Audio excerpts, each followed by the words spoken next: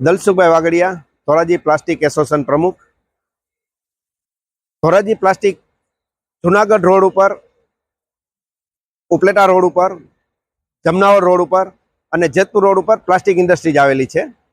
આ ઇન્ડસ્ટ્રીઝ 350થી વધારે ઇન્ડસ્ટ્રીઝ આવેલી છે, જે નગરપાલિકાની હદમાં આવેલી છે અને ટૂંક સમયમાં નગરપાલિકાની ચૂંટણી થવાની છે, નવા સત્તાધીશો આવવાની છે અને આ સત્તાધીશો પાસે અમારી ઇન્ડસ્ટ્રીઝના લોકોની પ્રાથમિક સુવિધા જેવી કે પાણી, પીવાના પાણી, રોડ, રસ્તા, સ્ટ્રીટ લાઇટ, ગટર જેવી સુવિધાઓની અમારી માગણી વર્ષો જૂની પડેલી છે, તે સંતોષાય તેવી અમે નવા સત્તાધીશો પાસે અપેક્ષા રાખીએ છીએ અને અમે નગરપાલિકાના તથા સરકારશ્રીના તમામ કરવેરા રેગ્યુલર ભરીએ છીએ, છતાં પણ અમને પ્રાથમિક સુવિધા નથી મળતી। તો અમે આ વખતે કંઈક નવું થાય અને અમારી માગણીઓ સંતોષાય તેવી અમે અપેક્ષા રાખીએ છીએ। હું વિઠ્ઠલભાઈ વૈષ્ણવ।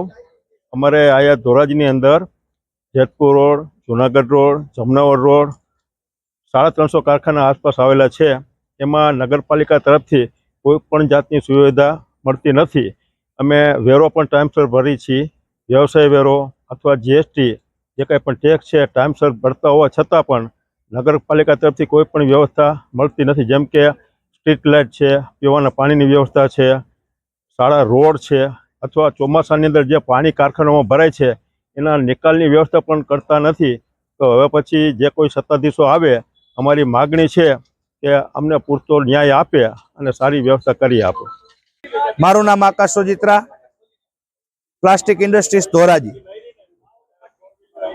આવનારા સમયની અંદર જે નગરપાલિકાની ચૂંટણી થવા જઈ રહી છે તેમાં જે લોકો ચૂંટાઈને આવે તે લોકો પાસે અમારા પ્લાસ્ટિક એસોસિએશનની એવી માંગ છે કે અમને પ્રાથમિક સુવિધાઓ મળે, રોડ, રસ્તા અને સ્ટ્રીટ લાઇટની વ્યવસ્થા કરી આપવામાં આવે।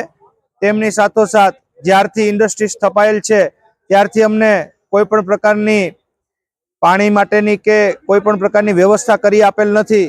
તો અમે જે સત્તાધિકારી ચૂંટાઈને આવે તેમને માંગ કરીએ છીએ કે અમને દરેક પ્રકારની વ્યવસ્થા કરી આપે અને અમારી સુવિધા પૂરી પાડે।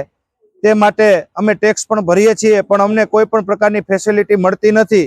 તો અમે ફરીવાર વિનંતી કરીએ છીએ કે અમને દરેક પ્રકારની સુવિધાઓ નગરપાલિકા દ્વારા સ્ટ્રીટ લાઇટ, ભૂગર્ભ ગટર અને રોડ રસ્તાની સુવિધાઓ પૂરી પાડવામાં આવે। જય હિન્દ, જય ભારત।